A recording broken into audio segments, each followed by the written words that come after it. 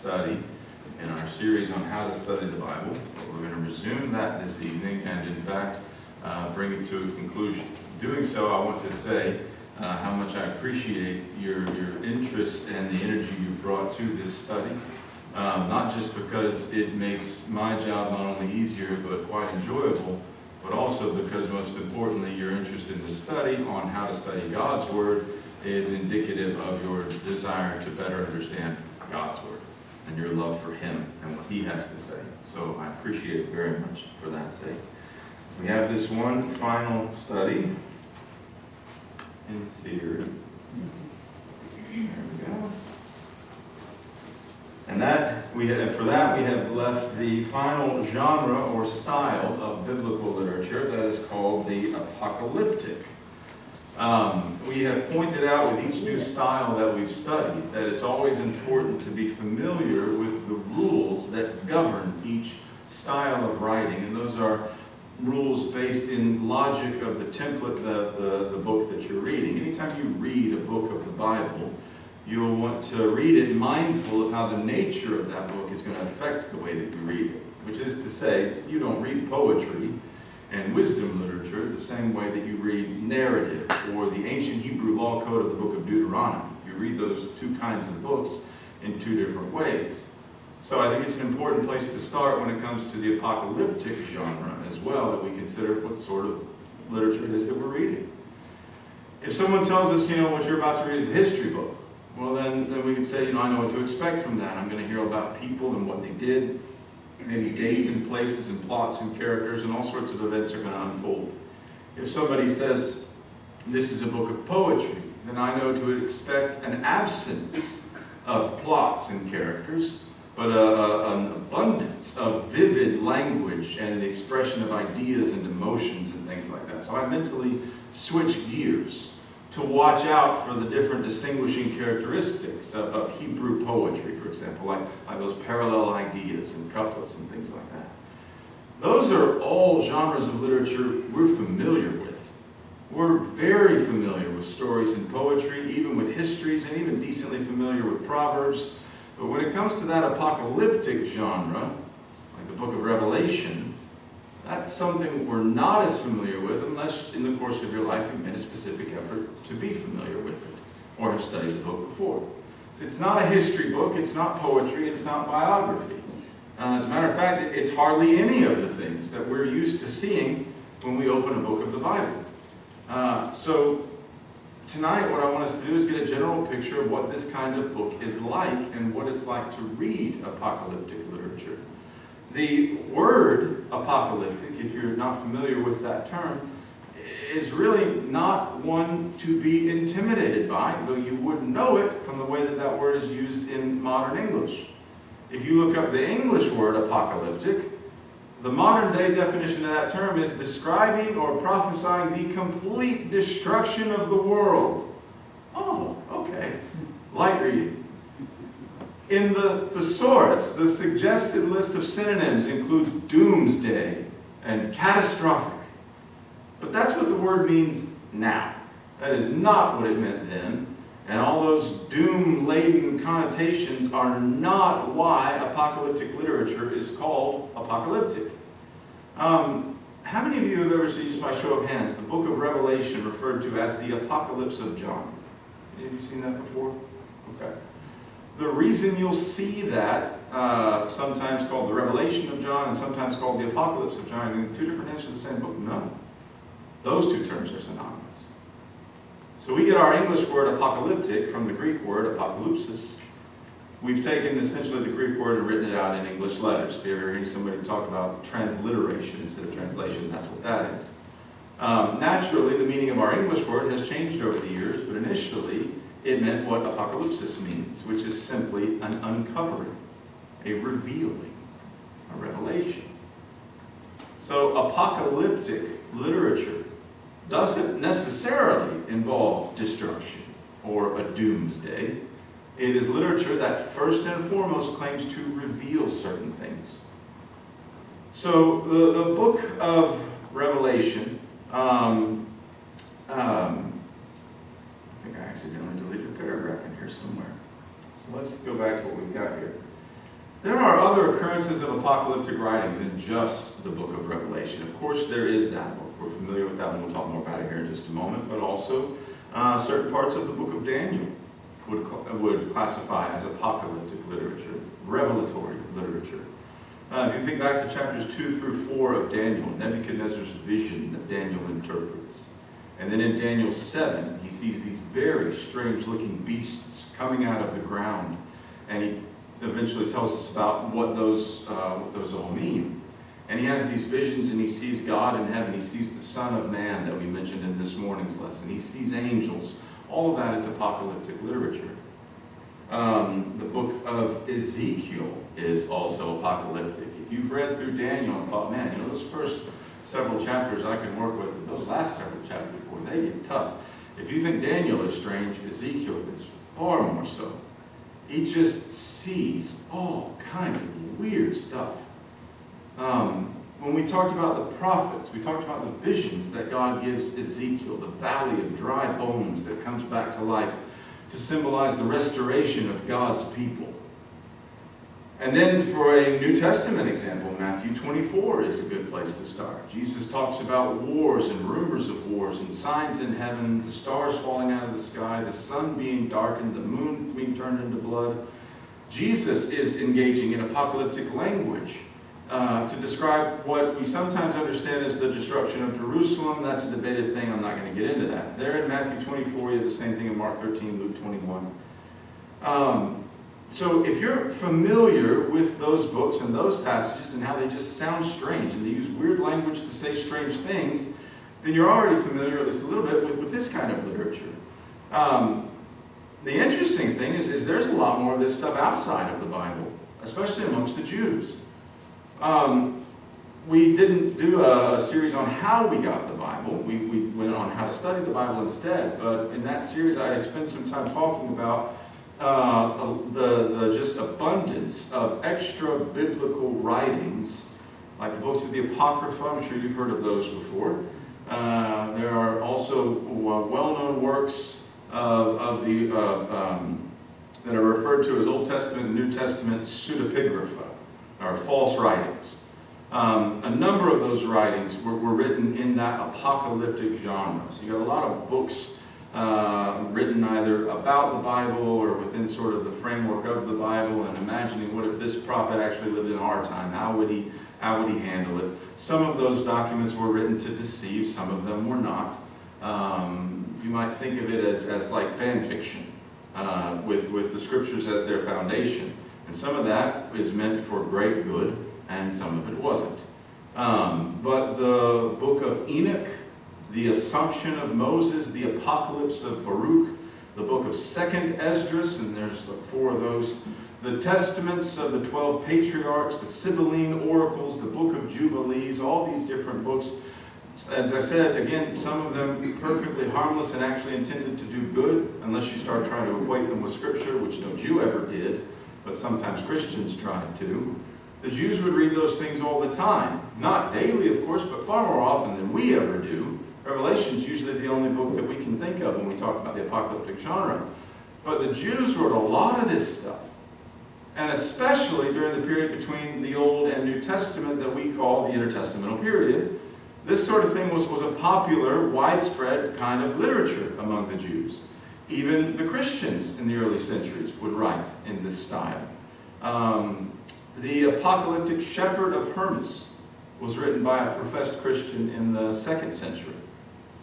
So all that is to say, this genre is rather strange to us. There isn't a lot of modern literature that belongs in the apocalyptic genre. I've been given to understand Salman Rushdie's Satanic Verses. That's the one that got the death call put out on his life.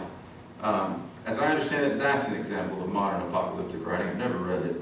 I don't know anyone who's read it. It's not a genre that's as prevalent as it used to be. We don't really ever read works of this type, but those who lived up to the first few centuries AD were familiar with it. And that's the important thing to understand. It looks weird to us. It didn't really look weird to them. And we'll talk more about why. So I want to take the rest of this time to familiarize ourselves with this style of writing and think about the characteristics of this literature. For starters, this kind of literature was really only in times of perceived crisis and conflict. That's the only time this stuff really gets written, when there's a serious problem going on. And that can probably make sense right off the bat. It's very dramatic.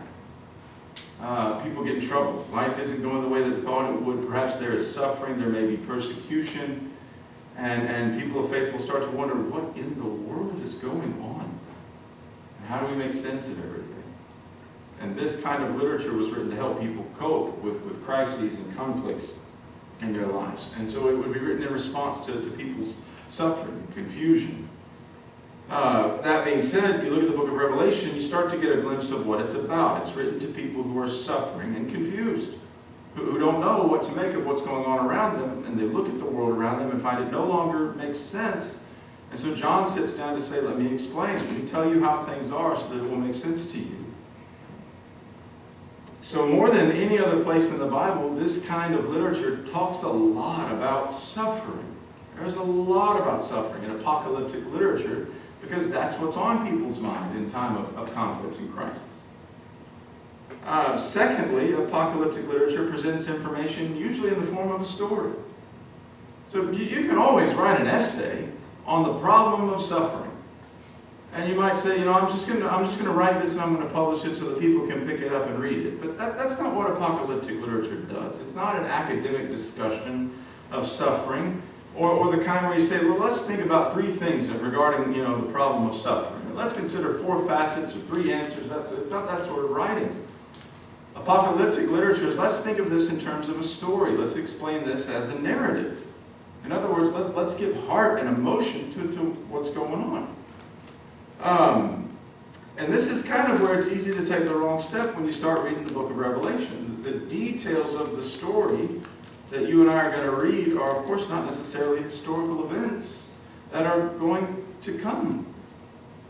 So you're going to read a bunch of stories in the book of Revelation. And one of our first reactions is going to be to read one of those stories and say, okay, it said in the story that this happens and then this and then this. So what are those events?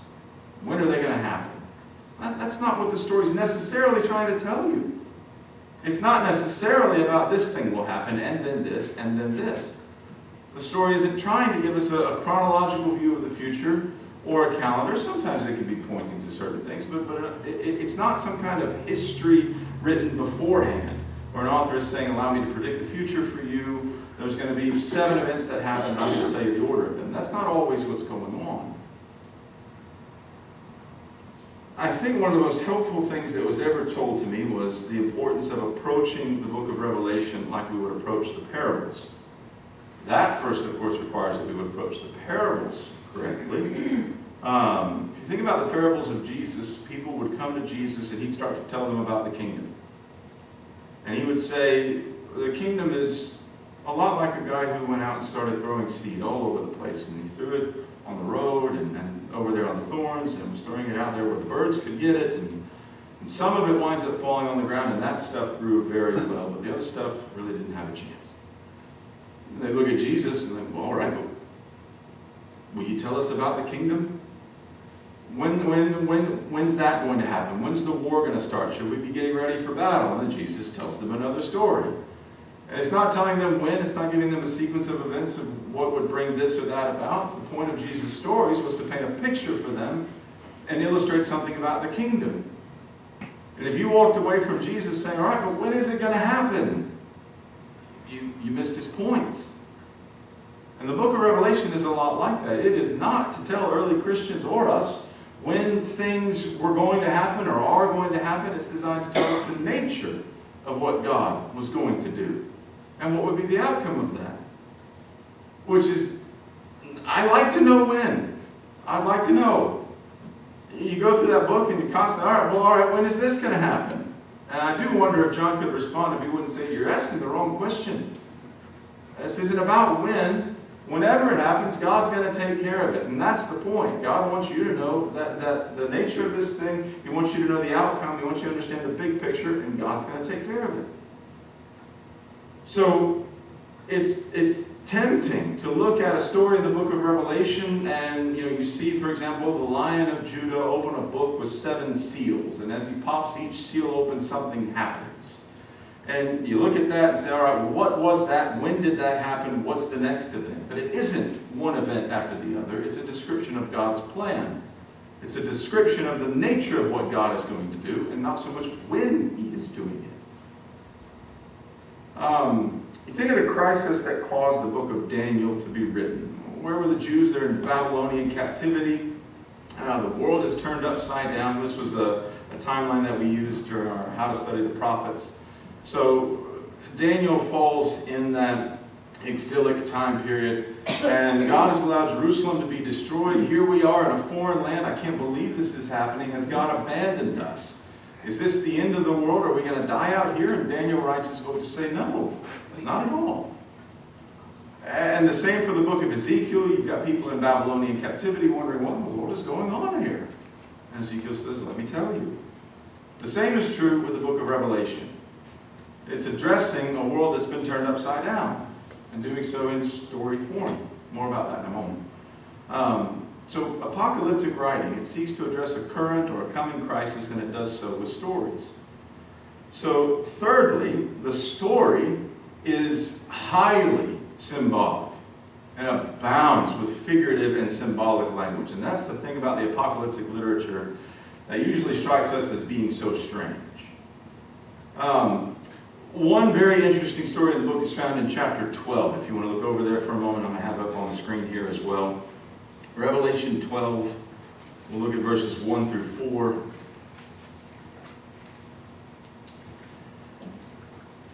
Text says, and a great sign appeared in heaven, a woman clothed with the sun, with the moon under her feet, and on her head a crown of 12 stars. She was pregnant and was crying out in birth pains and the agony of giving birth. And another sign appeared in heaven. Behold, a great red dragon with 7 heads and 10 horns, and on his heads 7 crowns. His tail swept down a third of the stars of heaven and cast them to the earth. And the dragon stood before the woman who was about to give birth, so that when she bore her child, he might devour it. Bet you never read anything like that outside of Revelation 12. It's a seriously odd story. The natural question is, why? Why does it have to be? Why is it written like that? And the answer is honestly kind of simple. It's emphatic. That's the answer. It's emphatic. The author is trying to make a point in the most drastic kind of way. And this kind of language, in casting your crisis in the sense of this sort of a story, heightens the appreciation and the importance and the sense of crisis, and it heightens the solution when the solution finally comes along. And along with that, it imparts the sense of just the cosmic dimensions of this struggle. We see that discussed actually in Ephesians. Paul says, that there's a lot that has gone on before Jesus came that you ought to know about. From the very beginning, God's been planning your salvation and making it happen. There's a lot up in heaven that's been going on behind the scenes. And the book of Revelation is trying to show us that same thing too. There's a lot going on. It's much bigger than we can possibly understand. This struggle isn't just on earth. It's far greater. My former professor years back illustrated this in a way, and I'm just going to outright steal it. Which makes the greater impression upon you? If I say to you, our society is wickedly pagan, and it places an extreme pressure on us to do things we do not want to do as Christians. That's accurate, that's fair, okay, but then if I say to you, we are engaged in a war with this, a beast with 7 heads and 10 horns, and on and on and on. Which one would make a greater impression on you? Which one is a bit more dramatic? Now, you might be looking at that and saying, that's a bit much, don't you think? Well, we're not in a deep time of crisis right now, are we? This is a Sunday afternoon, it's Father's Day, it's beautiful outside. And yes, the world is wickedly pagan around us, and they can put some pressure on us, but most of us here have been Christians for either quite some time, or at the very least we've lived for quite some time. We know the world as it is. We're going to keep on pressing on. So that's not exactly our situation, but ours isn't the same time as it was for those of John and his contemporaries. They're in a fight. So society is wicked. There's extreme pressure on you to give up your faith. Yes, that's true. But when people are losing their lives next to you, when someone's not at worship the next Sunday because they've been taken away or they've been killed or what have you, it feels a bit differently. And when someone comes along and says, you are really going through it, it's as if we're in a battle with this fearsome beast, and this image is used or described to you, which do you imagine is going to make the greater impression? Obviously, the second one. And that's the point of all of this language. It's not just I'm having a bad day, or we might be in for a few rough weeks here. The message is, this is it. This is the crisis of all crises that we're facing here.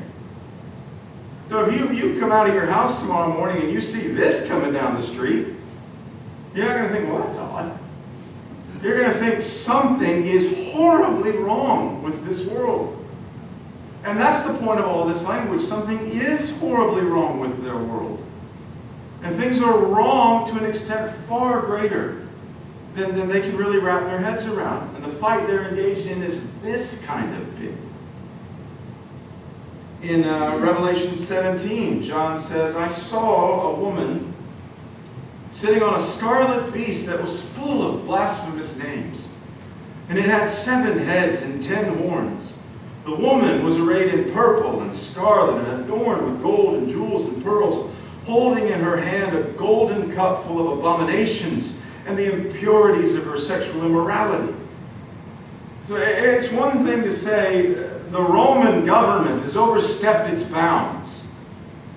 It's another thing to say this is what the Roman government has become. That's a much more vivid picture. It gives you a much better idea of what he's talking about. This thing is evil, it's hideous, it's grotesque, it's dangerous, it's seductive. And when you say it that way, you really make your point. If you think about what we want to do, if we want to tell an epic tale, what do?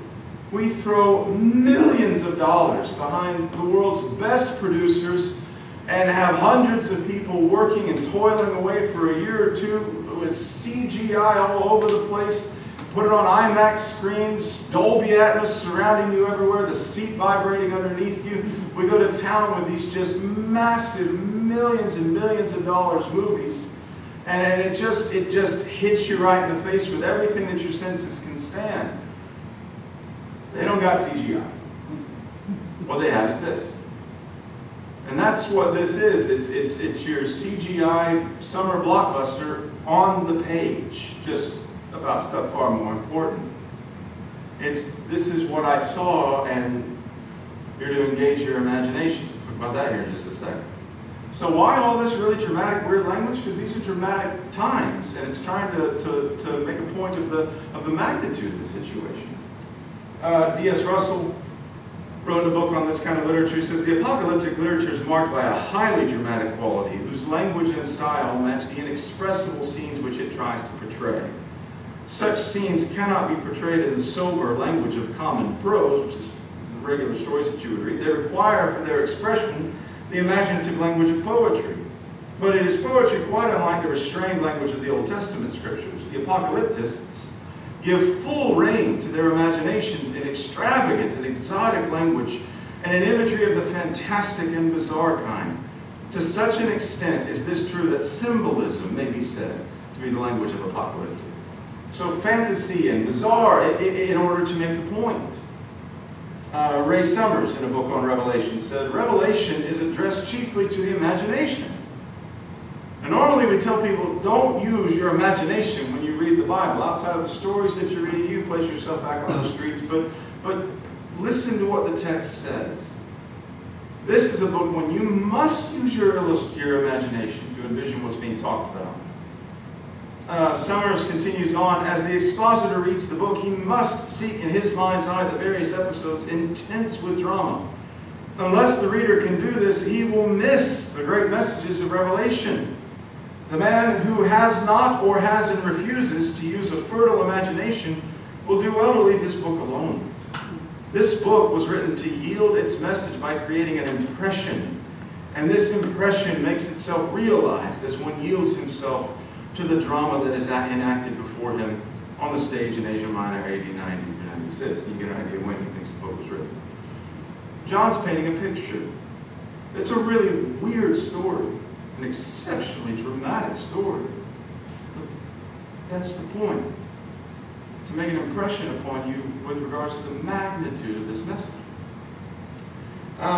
Fourthly, the symbolic story that you read is going to reveal truths or outcomes that are otherwise unknown. A revelation. So this isn't somebody saying, I think it's going to be okay. And it's not somebody saying, listen, don't worry, have faith in God, we trust God, we believe God will do this. The author of an apocalyptic book, at least a divinely inspired one, says, I've got information nobody else knows. God has spoken to me, and I know something nobody else knows, and reveals things that aren't obvious, and that you couldn't foresee by human means. If you lived back in the 1st century in the Roman Empire, you would never in your wildest imaginations have dreamed that the power structure within the Roman Empire was going to just dramatically collapse. Not so much in the sense of they don't have an emperor anymore, but in the sense that everything within that empire was going to be completely rewritten.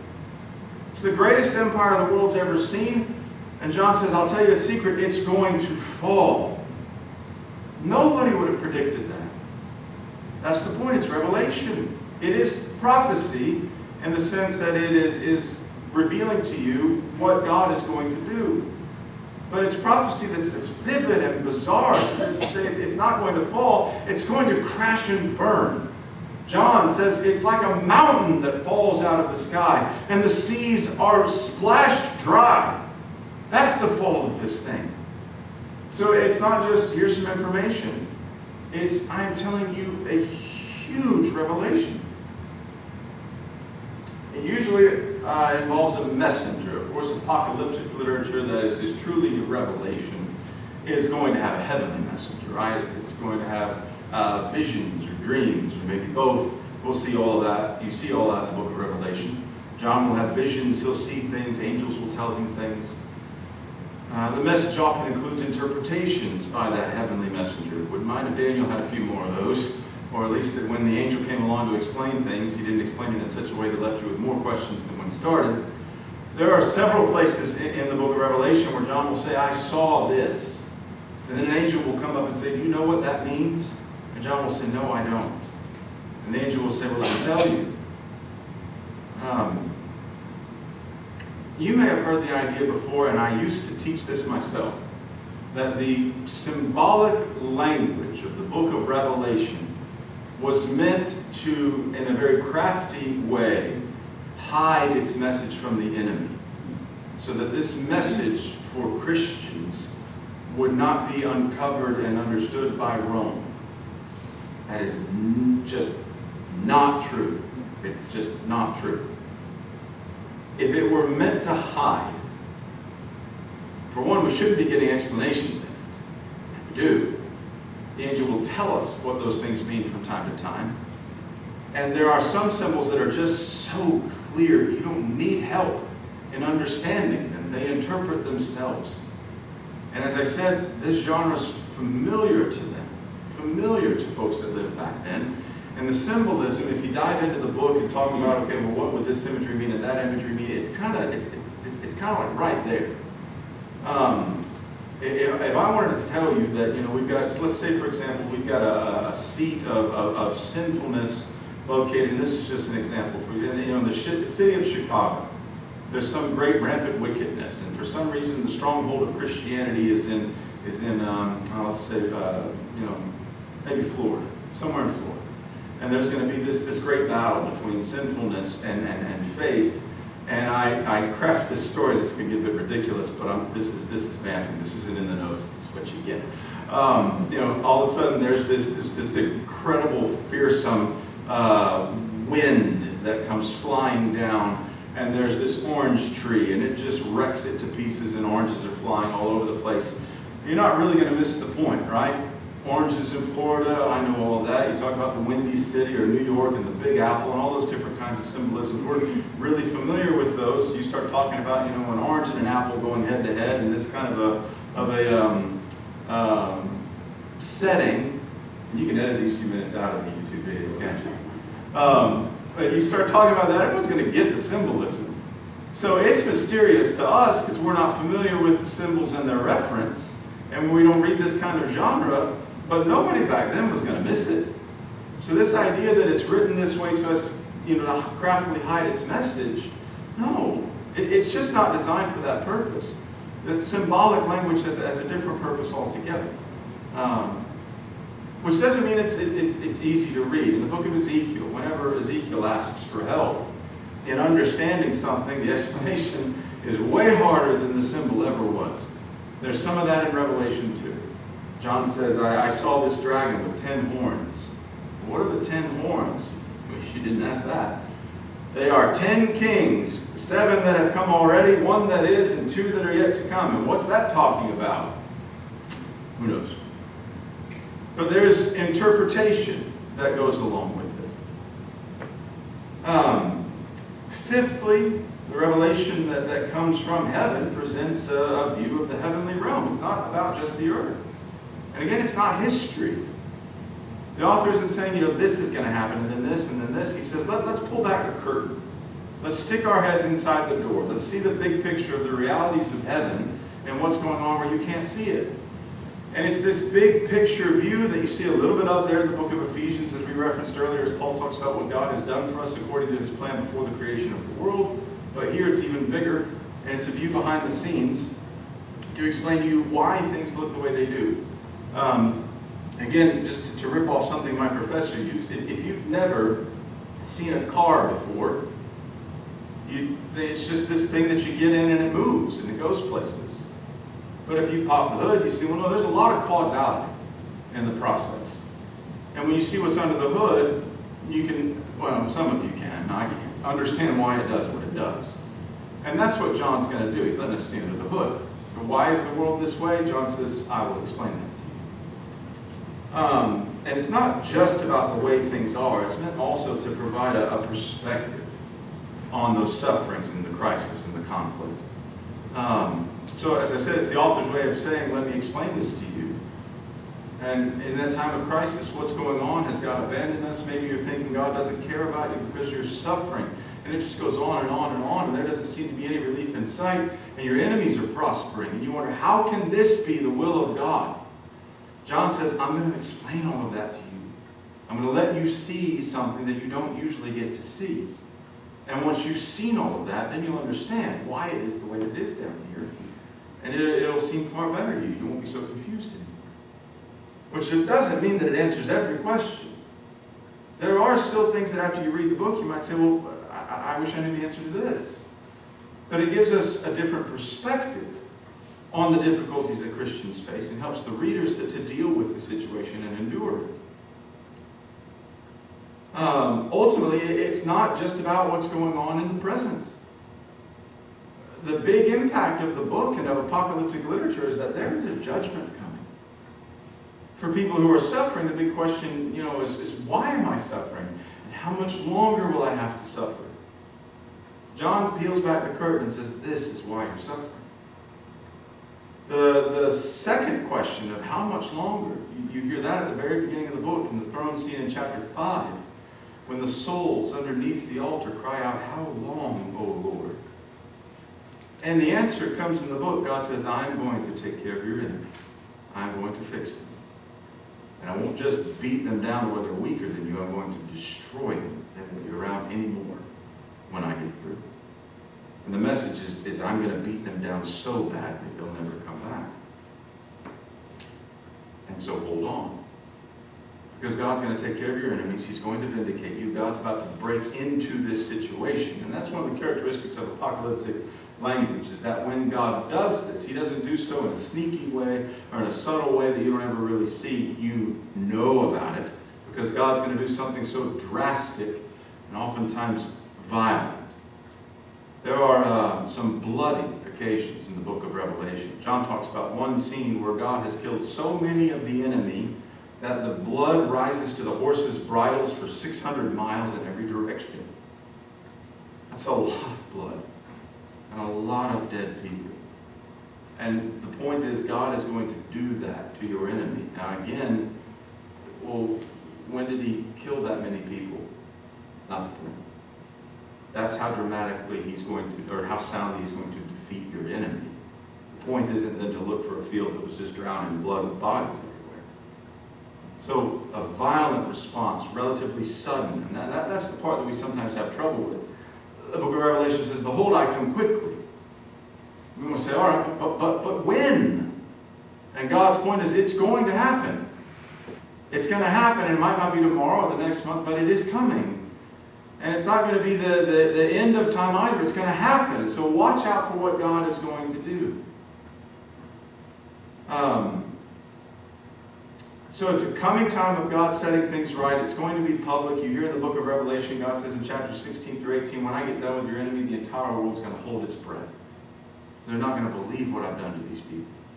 You get that in Jeremiah 19, verse 3. "Behold, I'm bringing such disaster upon this place that the ears of everyone who hears of it will tingle." And the apocalyptic mentality is, I'm going to beat them so bad you won't believe it. I'm going to fix this and fix it in a way that is final. And final, not in the sense of the end of time, but in the sense of when I'm finished with this particular problem, it'll never be a problem again. So, in other words, there is a coming, as we would refer to it nowadays, apocalyptic event. There's going to be a drastic action by God in which that old existing order of things that's been corrupted and has become hostile to God and to us is superseded, and wrongs are set right, and wickedness is judged, and righteousness is manifested, a new order is established. You can think of some of the apocalyptic events in the Bible. In the Old Testament, there are several of them. The flood is the mother of all apocalyptic events. You've got a world filled with wickedness, and God just lands with a boom and fixes it. And in the snap of God's finger, the world is washed clean. A little bit more locally, Sodom and Gomorrah, the destruction of Jerusalem, the crossing of the Red Sea, and the killing of the Egyptians, these dramatic ways in which God steps in and fixes the situation. And you start thinking through Bible history, and you may realize this is actually somewhat common. This is the normal way God does things. He's patient. And then when that patience runs out, he's resolute and he is full. In the first chapter of the book of Zephaniah, God says, I'm going to destroy everything. I'll sweep away man and beast. I'll sweep away the birds of the heavens and the fish of the sea and the rubble with the wicked. I will cut off mankind from the face of the earth. And that's not even an apocalyptic book. But that is the idea. God acting, and acting with a finality. And then for some finality on this lesson, last point for you, the message of the apocalyptic is one of victory, hope, and warning. So in Revelation, the message is the kingdom of God will overcome and it will endure, and the saints are going to be protected. You see that over and over again in the book of Revelation. Before God does something, he says, I'm going to draw a circle around my people. I'm going to write my name on their forehead. They'll be protected. So God's going to take care of you and destroy your enemies. And sometimes the message is, even if you do die in all of this, remember that it is just your body. And you'll live on to see the victory of God as you walk in the city of God, with God. So don't worry.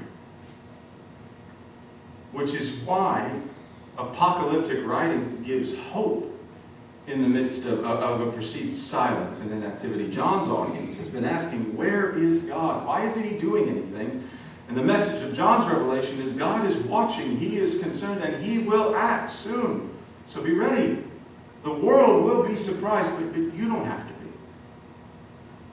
Which leads to the message of endurance that's included in the book of Revelation, and of course the warning. If God's people are going to be ready, they've got to be diligent and remain faithful. See a lot of that in the introductory addresses to the 7 churches of Asia Minor. They've got to remain faithful to their God until he comes to act. And in those first few chapters of Revelation, when Jesus specifically addresses each of those churches, he's warning them. Remain faithful so you can gain the victory. Remember, be faithful unto death, and I will give you the crown of life.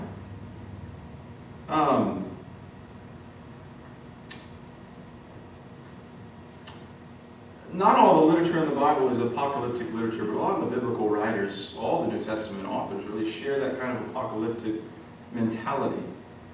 And I don't know if you've noticed it or not before, but they all view the world in terms of this great conflict that God is someday going to fix. So Revelation 16 and verse 20, the God of peace will soon crush Satan under your feet. Galatians 4, but when the fullness of time had come, God sent forth his Son, born of woman, born under the law, to redeem those who are under the law. I don't know why that happened.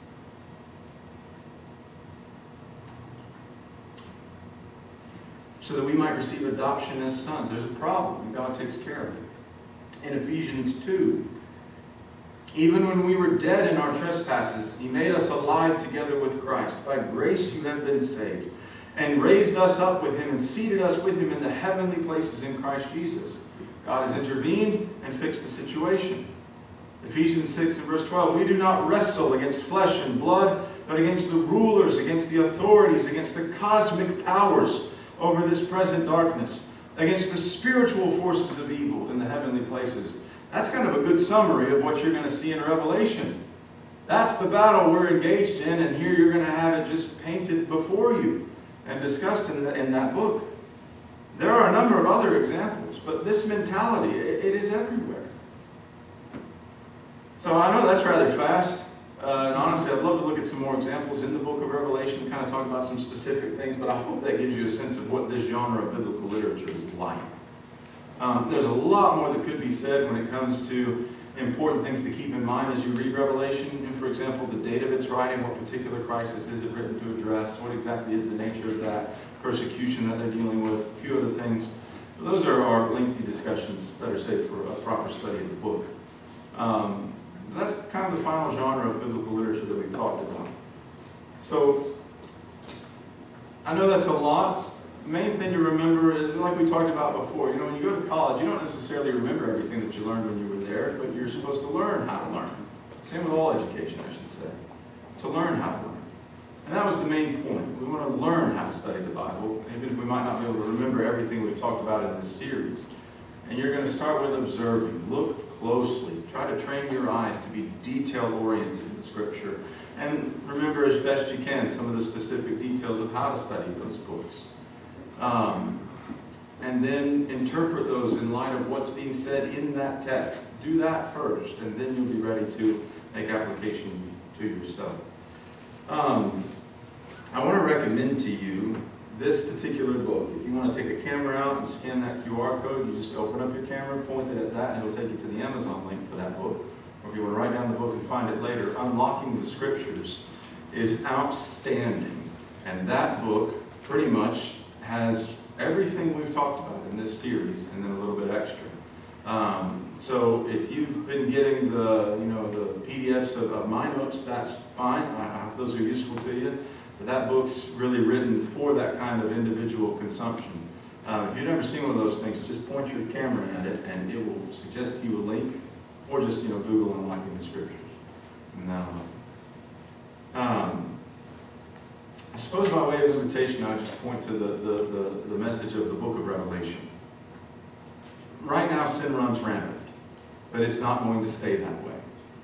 And it's not that way because God has lost control, but because God is having patience. And we need to endure. And if by chance your faith has been weak of late, I hope the message of God's impending action and victory and judgment will serve to both encourage and warn you that you would be faithful and endure, so that one day you might wear that crown of life. And if we can encourage you in any way to be faithful before your God, who will one day give us the victory. Let's stand and sing.